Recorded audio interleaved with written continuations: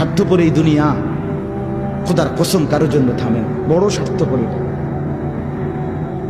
আগের গাড়ির 3 জন প্যাসেঞ্জারও যদি রক্তে ভাইসা যায়, মইরাও যায়, পিছনে জ্যাম বাজলে এরা শুনতেছে যে সামনের গাড়ি অ্যাক্সিডেন্ট করে 3 জন 2 জন লোক মরে গেছে, এরা এরপরও চিল্লায় যে পুলিশ কই, রাস্তা ক্লিয়ার করে নাকা, মূল্যে মরছে না মরিডি সরাও।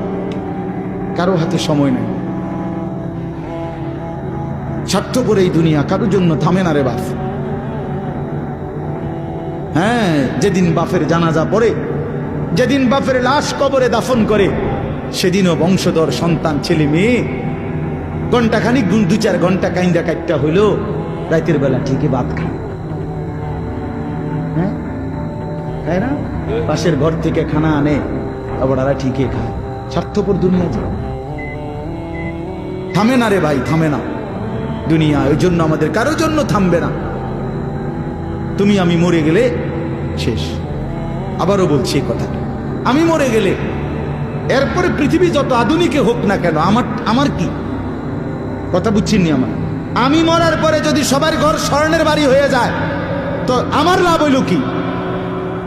আমার মৃত্যুর পরে যদি সব মানুষ আধুনিক হইয়া সাঁদের দেশেও জায়গা, আমার ফায়দা কি? আমি তো না, আমি তো মরে গেলাম।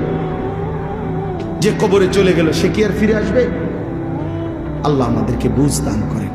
এই জন্য ছেলেরা, রাত গভীরে বন্ধু চলো নিয়ত করি 5 ওয়াক্ত নামাজ পড়বো ইনশাআল্লাহ।